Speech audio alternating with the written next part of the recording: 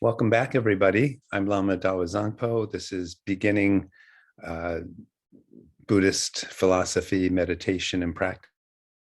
And happy to have you with us here. We're going to be joined with Tal, who is a beginning student, and asking some questions. And we're going to have our Dharma discussion this evening. So again, you're appreciated being here. And if you have any comments or you would like to enter into a dialogue or ask questions that you would like addressed in future videos, please put that in the comments section. Okay, so thank you. We'll get that out of the way. Tal, I believe you had a question to start things off. Yes, thank you for having me here, and I appreciate you teaching us. My question is, when you're meditating, and this is just a simple, I think, question. Are you breathing mostly through your nose? Are you alternating through your mouth? How does the breathing go? Wonderful question. Very basic and very important. Through the nose, principally through the nose.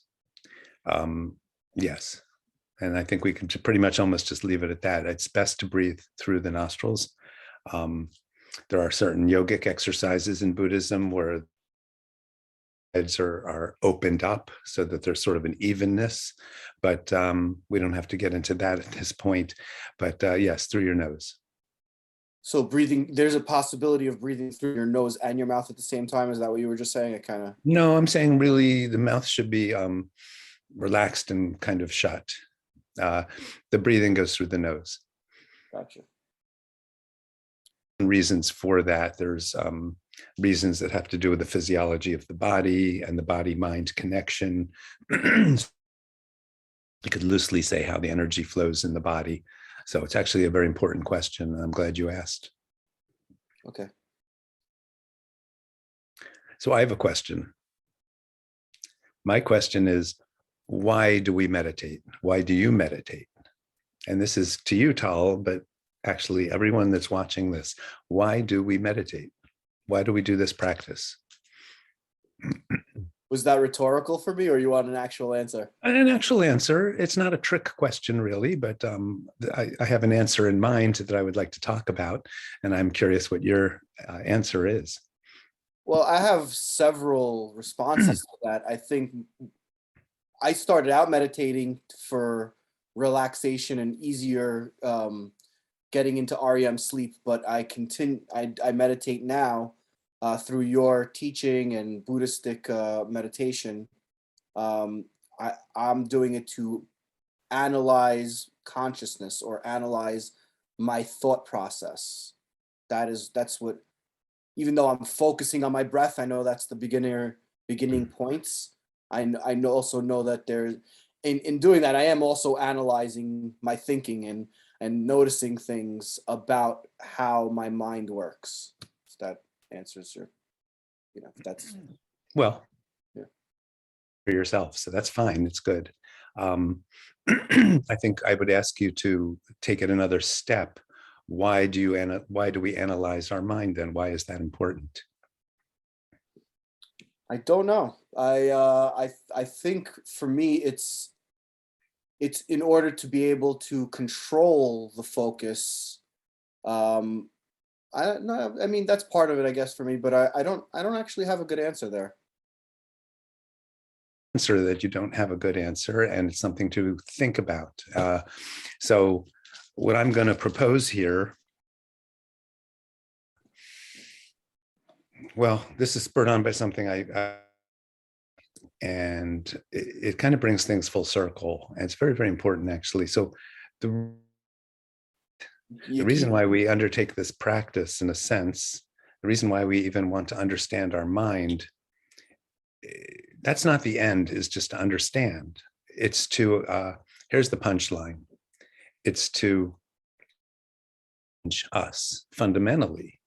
By understanding the mind, use the word control, and we can talk about later, because there's a paradox where we actually relinquish control, and it's sort of more of a relaxation in a sense, but not not in the sense of just trying to lower our blood pressure and get rid of our migraine headaches. Relaxing in the sense of letting go of our sort of self-absorbed, self-protective kinds of mechanisms. But the get to is by understanding the mind, we start to change our perceptions of ourself, of who we are, and actually our relationship and the external world. Everything starts to change through wisdom. But this is still not far enough. The point is, it's going to sound audacious. We're trying to wake up, right? We're trying to become, we could say, like a Buddha. And ultimately, we say that we are going to realize our inherent nature, which is identical to that of a fully awakened being. We're trying to get rid of the things that obscure and cover that nature up. But so the point is, the more immediate point and the practical point of within our lives is we're trying to fundamentally change our behavior. Meaning, by knowing our mind and knowing how we react to things and knowing how our mind tends to work, because our minds do work in habitual ways, fairly predictable. When a certain button is pushed, we typically respond in a fairly predictable way. So if a jealousy button is pushed, we react with our jealous reaction. If a button is pushed that elicits anger or contention or some kind of competitiveness or aggression in us, we respond aggressively. The whole point of this, as I started to say about becoming like a Buddha, is freedom, realizing our true nature is free from jealousy, free from pride, free from anger, free from fundamental ignorance, free from attachments. So what we're really doing through meditation is kind of smoothing out the rough corners, the rough edges, the jagged shards of our mind and our behavior. So we're kind of polishing ourselves. And it doesn't mean we lose our sort of individuality, but it means we actually are becoming freer in the sense of being more spontaneous in how we respond to situations, not in a predictable way, because that's not freedom. On automatic pilot, so to speak. So the idea is we are going to, through practice, through meditation, we should become less aggressive, less anger within us, less jealousy, less pride. If those things are happening, that's the goal, in a sense, is to lessen those things, because those things are, we say, obscurations. Now, what does that word mean? To obscure means to prevent us from seeing something. It's an opacity, it makes things opaque, meaning that we can't see, we can't penetrate. It's not transparent. It's trying to becoming a free human being and reaching our potential as a human being means, and in the Buddhist sense, in this real sense of really embracing a practice. We can use loosely the word spiritual practice, but a Dharma practice, a Buddhist practice, is to, we're not so prideful. We're not so jealous. We're not so angry and aggressive. That's the point. That's why we're meditating, at least initially, is to lessen those obscurations in ourselves. There's terms for this. We call them kleshas. These mean sort of emotional states that are hyper-reactive and so on. So this is I often use this word, which is humility, and it means self-knowing, and it means we don't have to, again, protect ourselves so much. Humility really means just being open and relaxed and present. It means we're not so separate that we have to make a big statement about ourselves, that we have to impress anybody or even impress ourselves. That's called contentment. And this is really what we start to glimpse as our true nature. So as we meditate for months and years and even decades, those rough edges kind of do get smoothed down. We start to find out, and it may take quite a bit of time because these are entrenched habits where our buttons get pushed. But the whole point here is that over time, we might realize that our reactivity is replaced with a certain kind of content patience. And just more present, more open, more relaxed, less caught up in dramas. We don't need to create and perpetuate dramas. We don't need to feed them and even indulge them in other people. Like we don't have to buy into that stuff. That's freedom. That's mental freedom, is this spaciousness of mind that is, I don't want to say aloof exactly, because that gives the wrong connotation. But there's a certain kind of detached equanimity that somebody who is getting fairly accomplished with meditation starts to realize. We start to default into this kind of a more relaxed and slightly detached contentment.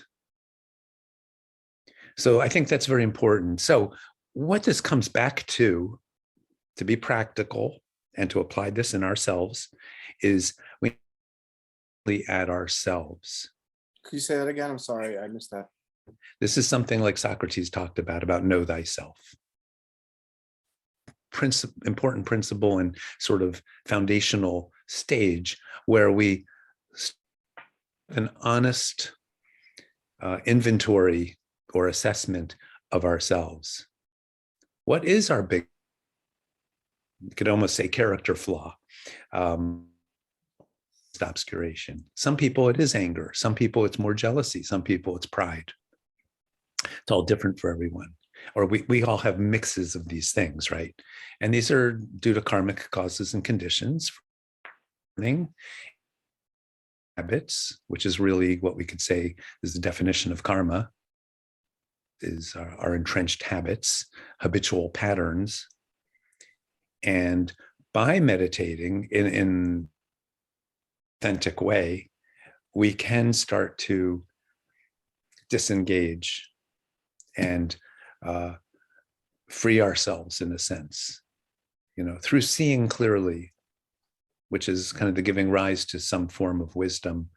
We have the chance, the real possibility of getting some leverage over ourselves. But so this is very, very important that we look at ourselves. Last week, we talked about mindfulness. This is an aspect of mindfulness, being mindful of how we react to things. So really watching ourselves. This is the key thing, really also is, and these stages of meditation and Buddhist training, is this very clear, honest, sort of accurate assessment of how am I doing? How am I actually doing in this world? I don't mean looking at my bank account. How am I doing in terms of my patience, my kindness to others, my love that I can give out, my concern for others? Again, these are the benchmarks when we talk about the Mahayana and what the Buddha really turned as the second and third turnings of the wheel. This is what we're talking about. So some sense of the map, some sense of where this journey kind of leads us, why we're on this path, important things to really assess and get a clear understanding of. as early on in the path as possible. So not just jumping in and saying I'm meditating just to relax. And again, it'd be great if my migraines went away or that kind of thing. So we have to watch ourselves. We watch what we say. We watch what we think. We watch what we do.